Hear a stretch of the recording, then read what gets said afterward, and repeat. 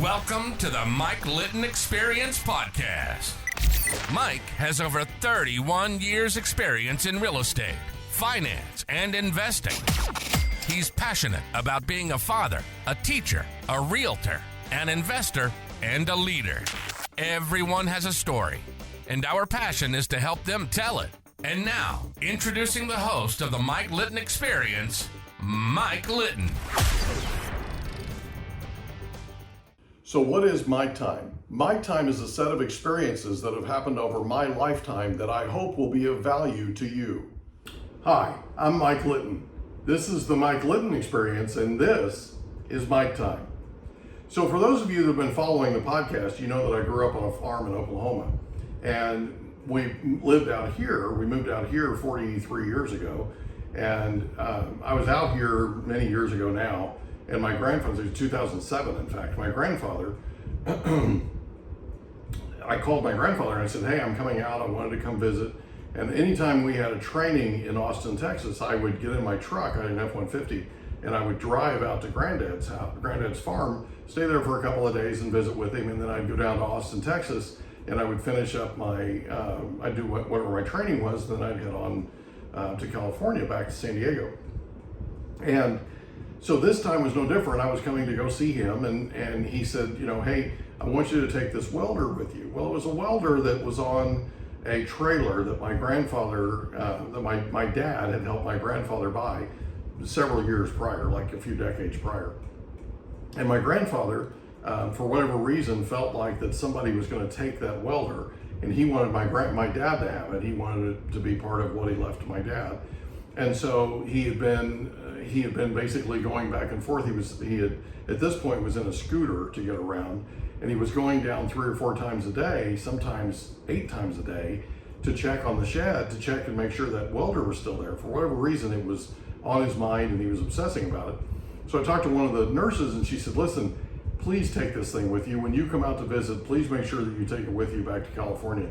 It'll ease his mind, and you know, we won't have to go down and get him unstuck from down by the shed anymore in his little scooter. So I went out, I unbolted the welder from the trailer, and I pulled it up in a winch that was on that you can lift heavy things with, right, in the shed. And I backed my truck underneath it, and I dropped it down. When I dropped it down, my truck went like that. So my headlights were pointing to the heavens, right? And the bed went down so far that it was locking on the back wheels. So there wasn't any way to make it work that way. So I lifted it back up. I called my dad in California, and I said, hey, you know, I've got a challenge here. And I told him what happened, and he said, okay, here's what you do. Pick it back up, set it back down, pull your truck out, set it back down, go down to Austin, do your training. While you're doing your training, take your truck to a shop and buy some air shocks for the back two wheels. And so I did, and I got those installed, and then I came back up. When I came back up, I put the welder back on there, and again, it set the headlights to the heavens. But what it also did was it gave me an opportunity, because they set it up with air hoses and different places that you can pump the air shocks up. So I ran the air compressor and pumped the air pressure up in those shocks, and it leveled the truck out. So now it was drivable. Now I was going to be able to drive it. Well, now I had another challenge. And the other challenge that I had was, here I was with a welder that was worth a lot of money, and it had an engine attached to it, so it was self-contained basically, right? It didn't need any, you could take it out in the middle of a field. In fact, they used to weld pipelines with this thing out where there was no electricity, no nothing. They just started that 4-cylinder engine up, and they had a welder that they could take anywhere. They could weld anything with this arc welder. So I started thinking, people will, on the drive back, I've got to stop once. I've got to stop somewhere on the drive back because it was 20 some hours, and I've got to stay the night somewhere. I can't drive straight through the day or straight through the night like I used to. My wife won't let me, right? So now I've got another challenge. So I get it all strapped in, and I put a tarp over it and that kind of thing, and I call out here, and get my dad on the phone, And I'm talking to my dad, and my dad said, well, you got there, so you got it all strapped down. You should be okay. If you just throw a tarp over it, nobody knows what it is, and you should be okay staying one night somewhere. And I just told him, I said, I can't risk doing this. I can't risk losing this thing. This is not going to work. Well, my mother was on the other line while I was on the phone with my dad, and she got him an airline ticket. And as we're talking, he goes, oh, by the way, your mother just told me that I'll be out there at 3 o'clock tomorrow afternoon, so pick me up at the airport. We'll go see Grandma, his mom, who was in a convalescent hospital. We'll go see her and visit her, and then we'll go out to California. And I'll sleep and he drive, and vice versa, right? So we end up, he flies out the next day, and I end up going down there. I pick him up at the airport. We go and see Grandma, and then we leave, and we're heading westbound on I-40 towards California. And we get just before we get to Albuquerque, my wife calls, who's out here in San Diego, and she says, hey, there's a snowstorm in Flagstaff, and there potentially is going to be ice, and you want to avoid that. So if you want to avoid it, you want to take Interstate 25 South out of Albuquerque down to the 10, and then take that across, because it's not snowing there. So great idea, right? So we get to Albuquerque, we take the 25 South. Well, now we're on the 25 heading south, and it's the middle of the night. It's like 1 o'clock in the morning, 2 o'clock in the morning, and we're running out of gas. We need gas, and I pull off of this one exit. We pull into this gas station. I'm not joking. The actual store is closed. Everything's buttoned up. All the lights are off. All the lot lights are off. Everything's off. The only thing that's glowing is the actual readouts, the actual digital readouts in the gas pumps. And I looked at my dad and I said, it looks like it's open. And he goes, well, try it. See if it'll go. So I put my card in, and it took it. And so we filled the truck up, and he goes, okay, let's get out of here before somebody decides we're trying to steal something, right? So we get back in the truck and we get back on the freeway. Well, we get on 25, we're heading south. 25 is by Area 51. And I'm telling you, I saw some of the biggest stars I've ever seen in my life. If you ever get an opportunity to drive down 25 in the middle of the night, those stars look like you can reach out and touch them. I'm not joking. It was a really, really cool experience. We got down to Casa Grande. We switched. I basically slept. My dad slept during when we were on 25. I drove, and then we switched when we got to Casa Grande, which is down by where the 10 is, and 25 and 10 intersect. And he drove for a while I slept, and then I drove the rest of the way in. So we ended up getting the welder back here without having to stop and stay the night or any of that kind of thing and worry about somebody stealing it. We kept somebody with the truck all the time, at all times, even when we were filling it up. So it all worked out. We ended up getting back. We ended up getting that welder to my dad, and it all worked out. My grandfather was incredibly relieved, and now he wasn't going back and forth to the shed, getting stuck with his little scooter, driving the nurses crazy, right?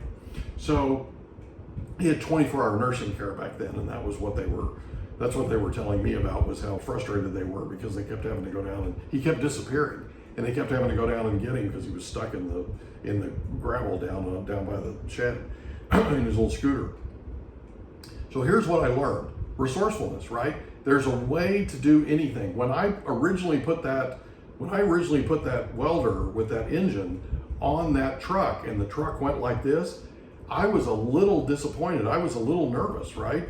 And, I picked up the phone and called my dad. My dad's like, easy, just take it back off, go down to Austin, replace, get your shocks replaced with air shocks, bring it back up, put it on, air your shocks up, level it out, you're good to go, right?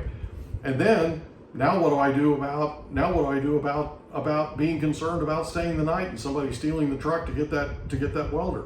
Well, now my mom gets my dad a airline ticket. I go pick him up, and we're done, right? We drive out to California, and we get that welder out here for my granddad, so my granddad's not disappointed, and my dad gets the welder that my granddad wanted him to have.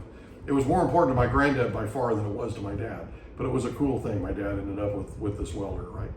So what I learned was resourcefulness. I learned that no matter what the situation is, you can figure out a way out. Sometimes you have to ask people for their advice. I had to ask my dad for his advice, right? I had to ask my mom. My mom helped out in terms of getting him an airline ticket and flying him out to Will Rogers World Airport in Oklahoma City, and I picked him up.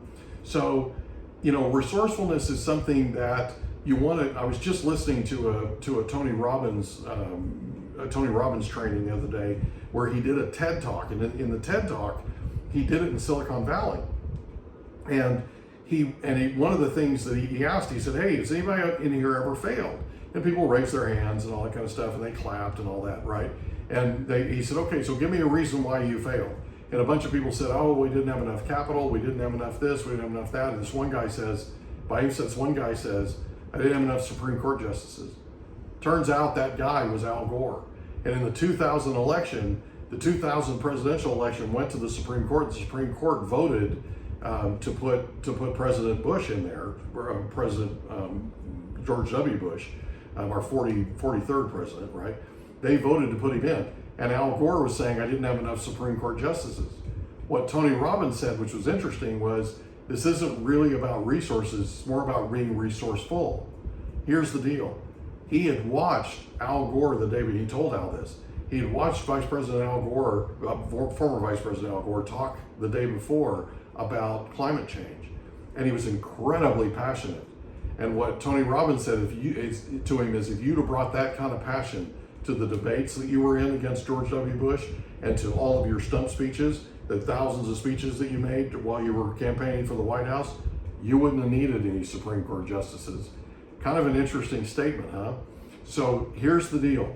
Resourcefulness is incredibly important. Ask yourself this question: how can I do it? If I was going to try and make this work, how could I do it?